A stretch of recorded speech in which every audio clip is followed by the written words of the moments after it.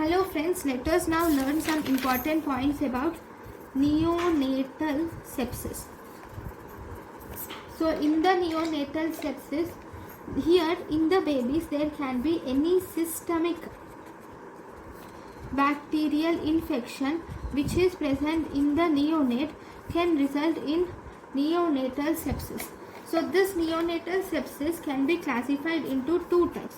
One, we have early onset sepsis. Second, we have late onset sepsis. So if you see the important points of early onset sepsis, this early onset sepsis is most commonly seen in first 72 hours and it occurs due to the organisms like Streptococcus group B Streptococcus, E. coli and Klebsiella.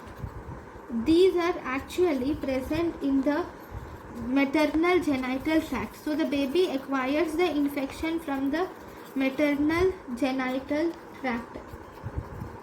So what are the risk factors for the early onset sepsis? Risk factors are, if you see in the mother, if there is any maternal fever in the mother, or if the mother has foul smelling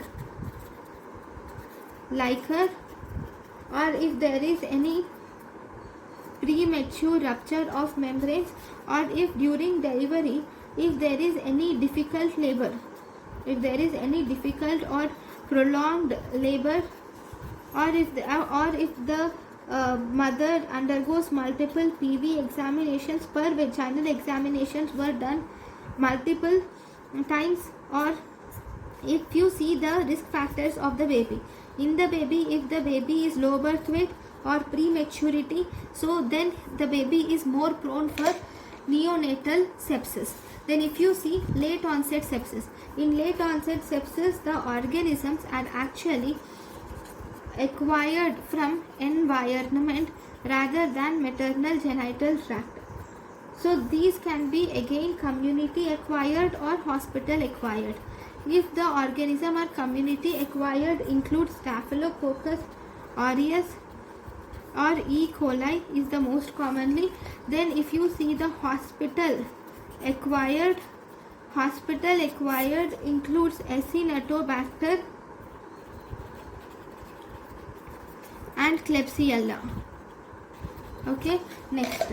Now what are the risk factors? If you see, risk factors are mainly, here you will see it can be due to lack of breastfeeding, or it can be due to multiple needle pricks if the baby undergoes multiple needle pricks, or if the baby has superficial infection which is involving the, if the baby has superficial infection involving the skin or umbilical cord clamp, or if the baby has low birth weight, or if the baby has prematurity. So all these are late onset sepsis, risk factors of late onset sepsis. Now even if it is late onset or early onset sepsis, what is the most common organism responsible? We will see the list. Okay, so in India, most common organism responsible in India is Acinetobacter is more commonly seen, followed by Klebsiella. Then if you see in the hospitals in India, it is again Acinetobacter followed by Klebsiella. In hospitals across the world, it is E. coli.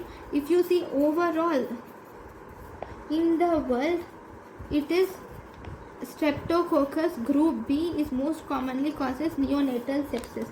Then if you were asked what is most common in early onset sepsis in the world, it is Streptococcus group B is most commonly seen. So if you see the clinical features are, you will see that there should be poor feeding is seen, or you can see presence of alterations in established feedings. Poor feeding or alteration in established feeding behavior is seen in the earliest. and you will also see presence of temperature disturbances are seen. Mostly you will see presence of hypothermia is seen more commonly than the fever. Then you will see that some of the respiratory symptoms are seen like dyspnea, hypoxia is seen in the baby, and you will also see tachypnea. Then you will see in the CNS there can be shrill cry, irritability is seen, and even seizures are seen in the baby.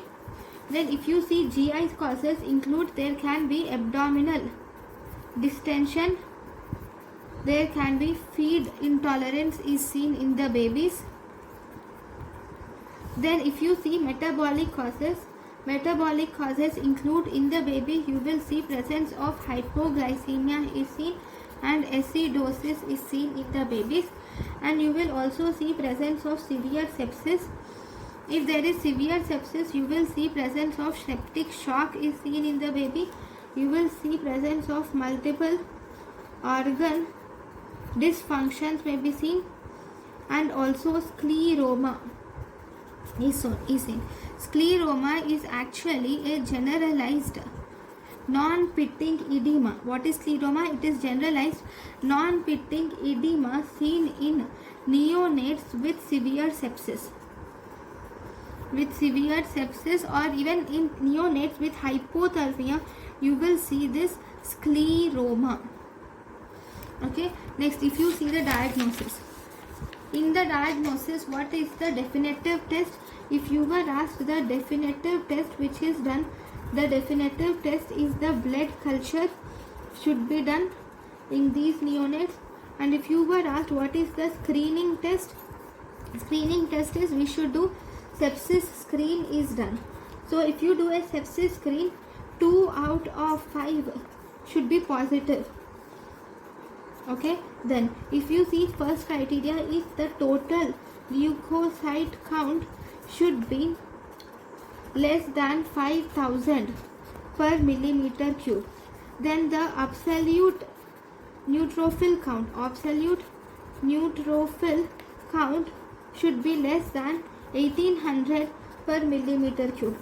Then if you see immature to total neutrophil count, it should be more than 0.2. Then if you see the micro ESR should be more than 15 millimeters, and if you do CRP, it should be more than 1 milligram per deciliter. Now it has high negative predictive value. This has high negative predictive value. Then if you were asked about the supportive tests, what are the supportive tests which can be done? Supportive tests like we can do blood glucose test can be done, then you can do chest x-ray, then you can do lumbar puncture can be done, and you can also do CSF study. Then how are you going to treat? The treatment is you will have to give supportive care to the baby. Number 1, you should give supportive care. You should shift the baby to NICU. Okay, start the patient on IV fluids, and then you should maintain the baby with normal glucose, and you should also maintain normal temperature to the baby, and then you should monitor the baby. This is specific care, supportive care for anything. Okay, then you should, if you see the specific treatment, in the specific treatment you should give IV empirical broad spectrum antibiotics are given to the patient. You should give injection ampicillin is given along with gentamicin. Injection ampicillin with gentamicin is given. And if there is meningitis is present, then you should add injection cefatoxim should be added. Now, based on the results of the sepsis screen results, if you should look at how many you will know the duration of the antibiotic therapy. So duration of the antibiotic therapy is known with the help of the sepsis screen. So First, if the sepsis screen is positive and the blood culture is negative and the CSF suggestive of meningitis is also negative, then you should give antibiotics for 1 week. If sepsis screen is either positive or negative, but blood culture is positive, and if it is not suggestive of meningitis, then you should give the antibiotics for 2 weeks. If sepsis screen is either positive or negative, even the blood culture is positive or negative, but if this is suggestive of meningitis, then you should give antibiotics for 3 weeks. So this is about the neonatal sepsis. Thank you.